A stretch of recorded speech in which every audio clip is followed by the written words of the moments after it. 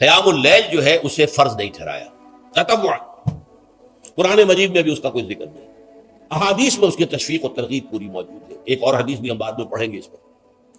اس کا پس منظر کیا تھا کہ اس کو چھوڑ دیا گیا. اب ظاہر بات ہے مسلمانوں میں کمزور بھی ہیں، مسلمانوں میں وہ مزدوری کرنے والے بھی ہیں، روزہ تو فرض ہے ان پر، چاہے مئی کا مہینہ ہے اور گندم کاٹنی ہے، روزہ تو پھر بھی رکھنا ہو، یہ سب کچھ. لیکن یہ کہ رات کو پھر کھڑے رہنا ان کے لیے جاگنا ممکن نہیں، لہذا ان کے اوپر یہ چیز فرض نہیں. حضور نے تراویح کی نماز یا قیام اللیل نہ اسے فرض قرار دیا، نہ اس کے بعد جماعت کوئی اہتمام کیا مستقل. صرف 3 راتیں آپ نے جماعت کروائی ہے، اس میں 8 رکعتیں آپ نے پڑھی ہیں کہ جو آپ کا معمول تھا تہجد کا وہ پڑھی، اور تہجد کے وقت ہی جماعت کرائی ہے. یہ ہے وہ حدیث. اس کے علاوہ کسی نماز تراویح جو ہے جو ہم پڑھتے ہیں 20 رکعتیں عشاء کے ساتھ متصل، اس کا کوئی ذکر نہ دور نبوی میں ہے نہ دور صدیق اکبر میں ہے. یہ دور حضرت عمر کی خلافت میں ہوا ہے، اور ہم نہیں کہہ سکتے کتنے سال کے بعد ہوا ہے. حضرت عمر رضی اللہ تعالیٰ عنہ کی خلافت کا دور جو ہے وہ تو 10 برس ہے، ہو سکتا ہے 5 برس کے بعد ہوا ہو، 6 برس کے بعد ہوا ہو، 12 ہوا ہے ان کے عہد. حضرت عمر ایک مرتبہ مسجد میں داخل ہوئے، مسجد نبوی میں، تو دیکھا کہ کچھ لوگ 8 10 12 جو ہے وہ ایک جو ہے حافظ کے پیچھے کھڑے ہوئے اور قرآن سن رہے ہیں، کچھ دوسرے کونے میں کھڑے ہیں، کچھ کہیں اور کھڑے ہیں، مختلف جماعتیں ہو رہی ہیں. تو انہوں نے سوچا کہ کیوں نہ ان سب کو ایک امام کے پیچھے جمع کر دیا جائے، اور اس کے لیے لوگوں کی سہولت کے لیے عشاء کے ساتھ متصل رکھ دیا جائے. اس لیے کہ تہجد کے وقت اٹھنا جو ہے وہ تو ہر کس و ناقص کا کام نہیں ہے، کہ عشاء کے بعد اگر تھوڑا سا اضافی وقت ہو صرف، تو یہ ہر شخص کر لے گا، مزدور بھی کر لے گا. لہذا آپ نے یہ نظام تجویز فرمایا کہ عشاء کے متصل بعد 20 رکعت نماز پڑھی جائے اور ایک امام کے پیچھے پڑھی جائے. یہ گویا کہ اجتہاد ہے حضرت عمر رضی اللہ تعالی عنہ. اس کو آپ نے خود بدعت بھی قرار دیا ہے، لیکن بدعت حسنہ. بدعت کس اعتبار سے؟ لغوی اعتبار سے نئی بات، اس لیے کہ حضور کے زمانے میں نہیں تھی، تو یہ اس طریقے سے ایک نئی بات ہے. لیکن یہ بات چونکہ بہت اچھی ہے، بہت عمدہ ہے.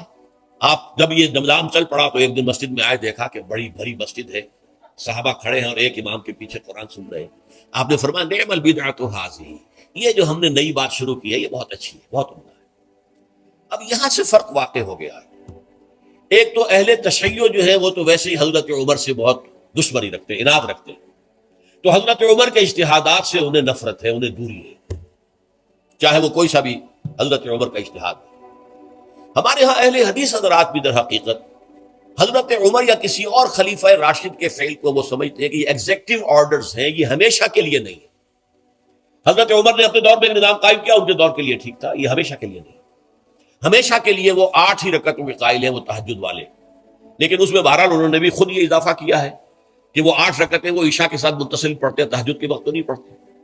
اور حضور نے تو صرف 3 روز جو ہے وہ کرائی تھی جماعت، وہ لوگ 30 دن یا 29 دن پڑھ رہے ہیں، تو اضافہ تو انہوں نے بھی کر دیا، تو نظام میں تبدیلی تو ہو گئی. لیکن اہل سنت جو کہلاتے ہیں، ہمارے جو 4 جو ہیں، جو ہمارے مسلک ہیں، حنفی، مالکی، شافعی، حنبلی، ان کا اتفاق ہے اس پر حضرت عمر کا، کیونکہ ان کے سامنے اصول یہ ہے کہ حضور نے فرمایا علیکم بسنتی وسنت الخلفاء الراشدین المہدیین، تم پر لازم ہے کہ میری سنت کو پکڑو مضبوطی کے ساتھ، اور میرے خلفاء راشدین مہدیین جو ہیں ان کی سنت کو پکڑو. اس اصول سے یہ چاروں فقہیں جو ہیں حضرت عمر کے اجتہادات جو ہیں ان کو بھی پابندی سمجھتے ہیں کہ تمام عمر کے لیے، قیامت تک کے لیے امت مسلمہ پر ان کی پیروی لازم ہے. لہذا اس میں اجماع ہے. اور یہاں تک کہ یہ سب سے آخری جو اس میں مسلک پیدا ہوا ہے زمانی اعتبار سے، سب سے پہلے مسلک جو ہے حنفی پیدا ہوا، پھر مالکی پیدا ہوا، پھر شافعی پیدا ہوا، اور پھر حنبلی آخری ہے. اور امام احمد ابن حنبل بہت بڑے محدث بھی ہیں. مسند احمد ابن حنبل جو ہے وہ بہت بڑی کتاب ہے، بہت اہم کتاب ہے، جامع کتاب ہے. تو ان کے ہاں بھی 20 رکعتیں ہیں. چنانچہ حرمین شریفین میں، سعودی عرب میں، مکے اور مدینہ منورہ میں جو نماز تراویح ہوتی ہے اس کی 20 رکعتیں ہیں. لیکن اہل حدیث حضرات جو ہے وہ اس 8 کے اوپر اتفاق کرتے ہیں. بہرحال یہ ایک اختلاف ہے جو میں نے اس کا پس منظر بیان کر دیا. لیکن اس 20 رکعت نماز سے ادا کرنے سے، جو کہ زیادہ سے زیادہ 50 منٹ یا 1 گھنٹہ لگتا ہے، اس سے وہ قیام اللیل کا حق ادا نہیں ہوتا. قیام اللیل کا تو کچھ اور ہی تقاضا ہے. قیام کسے کہتے ہیں؟ یہ سورہ مزمل سے واضح ہوتا ہے. یا ایھا المزمل قم اللیل الا قلیلا نصفہ او انقص منہ قلیلا او زد علیہ ورتل القرآن ترتیلا. آدھی رات یا آدھی رات سے کچھ کم، یعنی تہائی رات یا آدھی رات سے کچھ زائد، 2/3 رات، یہ ہے قیام اللیل. چنانچہ سورہ مزمل ہی کی آخری آیت جو دوسرا رکوع مشتمل ہے جس پر، اس میں صاف کہہ دیا گیا ان ربک یعلم انک تقوم ادنی من ثلثی اللیل ونصفہ وثلثہ وطائفۃ من الذین معک.